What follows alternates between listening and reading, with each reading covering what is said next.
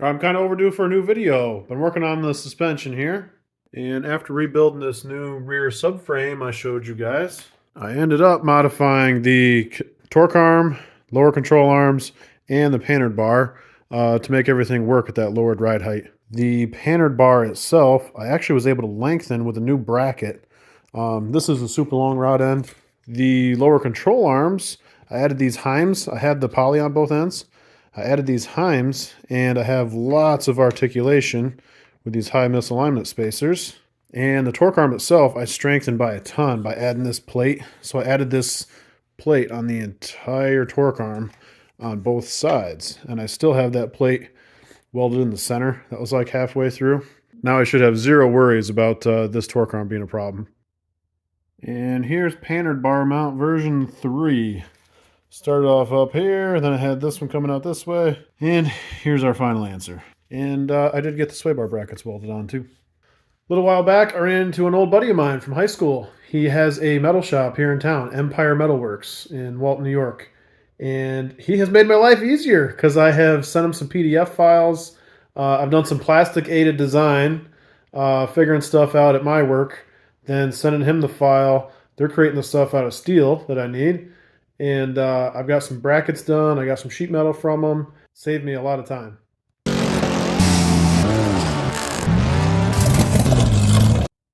An old friend of mine has a metal fab shop, so I gave him some dimensions and a couple of PDF files. And now I have some lower control arm relocation brackets and some 1/4-inch steel plate to go ahead and stiffen up the cross member there. And then this is a dual wall 1/8 inch plate, and this is 1/4 to replace it. I'm gonna plug weld in here, weld along the edge. We'll make a pretty good structure out of it. Okay, changed my mind. This actually fits a little better with this sitting on top here rather than sliding inside like I was originally planning to do. So I capped it off. It's gonna run on top of here and then slide inside of this part. And the other thing is I would have had to cut this thing in two in order to get both sides slid inside. This way I can keep this one solid piece. Okay, not much video going on here, but I got that sucker welded in, plugged in. That's fairly strong now. And actually, oh, that's still warm. By dumb luck, this piece fits pretty nice. So I'm going to weld that. Then I'm going to slice this thing, smack those over, weld them into the strap. Add a little more structure there. Okay, time to weld up these lower control arm relocation brackets that I had lasered by my buddy. And I'm definitely a better welder with gravity than against it, so I'm going to do the welds that I need to right here, and then flip the whole thing over and weld the other side.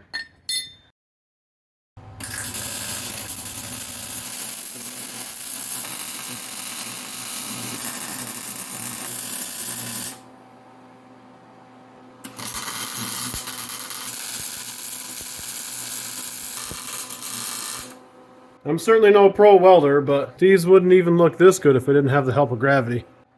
Tightened up the small bolts and used the other ones to get alignment. Had to knock them back and forth a little bit to make sure these bolts were straight.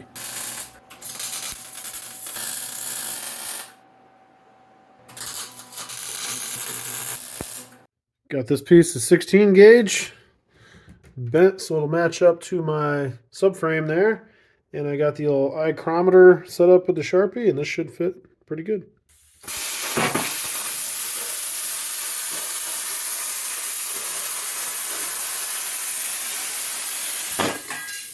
Man, that plasma is nice and fast for cutting curves. And it's a pretty decent trunk. Look at all that room for activities. And this is going to hold 18 gallons of fuel.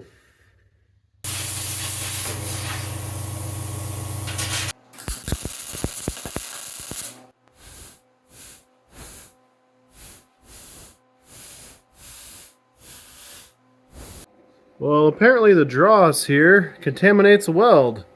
So I just chiseled it off in half a second, and I'll do that for the rest of this before I do the rest of my welding. Okay, it definitely welded a lot better once I got rid of that dross. I'm going to leave the ugly, whatever. But the reason I actually did this whole thing, so originally I just had these welds, these welds, these welds. You can see I added these in recently. There's a guy I know from Nasty Z28. I bought some stuff for him for the Camaro here. Keith at Custom Works. He had a Speed Tech torque arm, I think he said, and broke it twice. And I was like, that one that he broke twice looks a little more solid than the one that I DIY built. So that's why I figured I'd give this some extra strength. He does have a lot more power, and he has like 315 autocross tires on it. It beats the piss out of it. But I figured even though this is just a summer beater tire burner type deal, it's easy to strengthen it up a little bit right now. Well, welding that back brace there on my torque arm. Yeah, you can see even right there. Went a little too fast and warped her. And I tried putting it underneath the tire here to straighten it back out. That ain't going to work, so I'm going to try the Blazer now. Oh yeah, e-brake.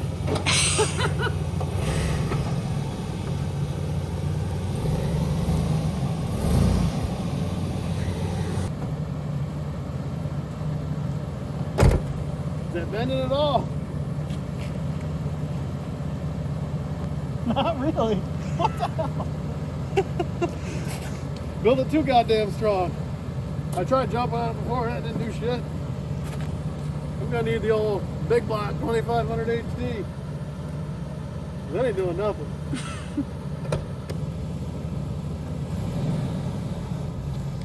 Bent a little, but it bends right back.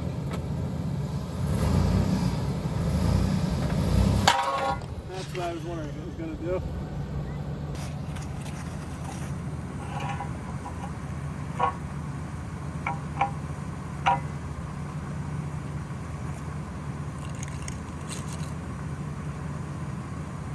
Maybe try to hit it more towards me. I think there's a TikTok that says time to do some sketchy shit. Doo-dah, doo-dah.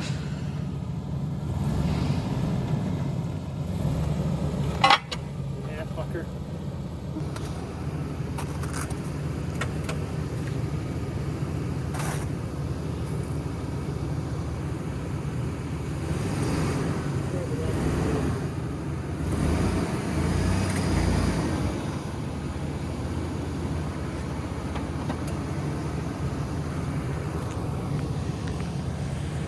I don't know how well that came out, but... Is that bending at all when I do that?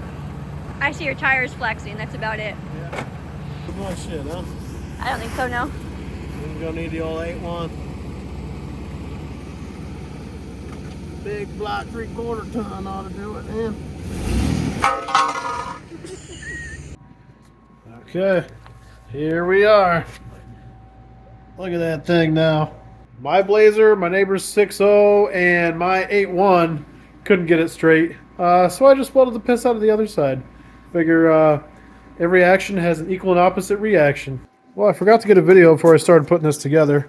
This is a bracket, multiple piece bracket. Here's going to be my panhard bar bracket. And it goes together like so. And then this will be a gusset on it. I had these lasered by an old friend of mine that I ran into. Played football together in high school and stuff. Beautiful edge quality. And I sent a drawing to him to do my fuel tank too. So fuel tank is going to be 304 stainless. Going to get the basic box laser cut and bent so that I can fabricate it together, do my gussets, all that stuff. But that's going to be one of the next projects here you'll see soon.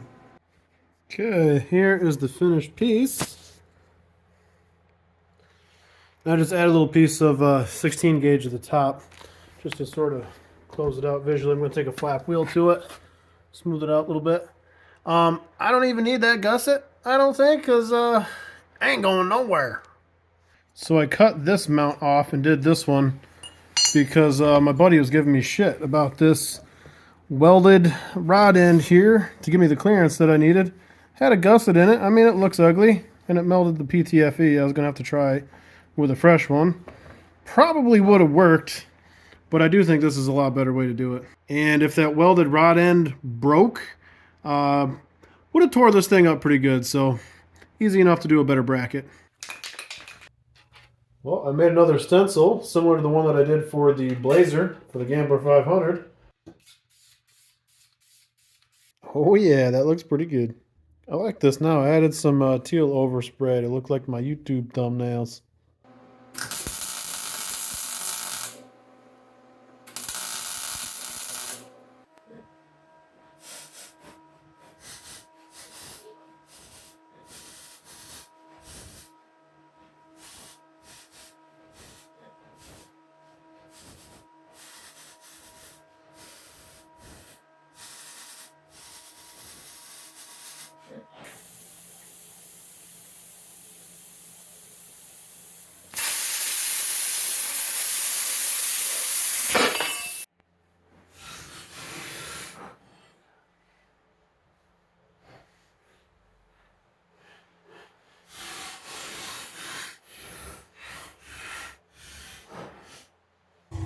Plasma cut and then bent these little patches. I got this one in.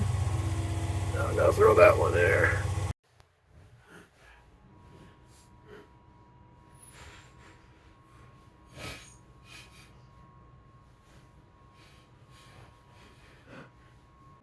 Got some bump stops in the making for the back here.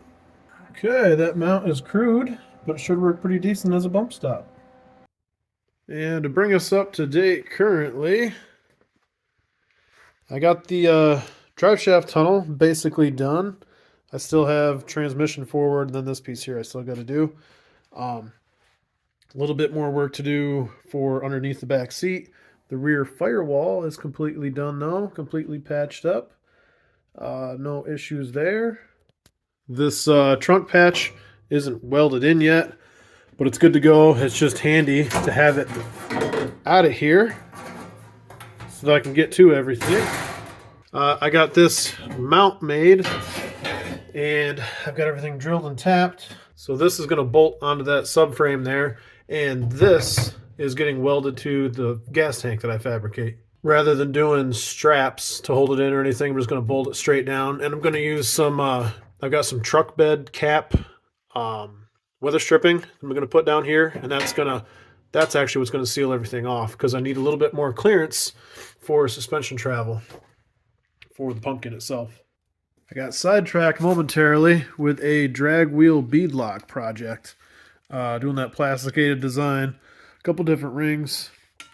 This is aluminum APV wheel, but I'm going to have to put this on the back burner a little bit and get this thing running. I really got to prioritize that. I really got to worry about street legal first before I worry about race legal and drag wheels, because it's already March and there's still some work to do.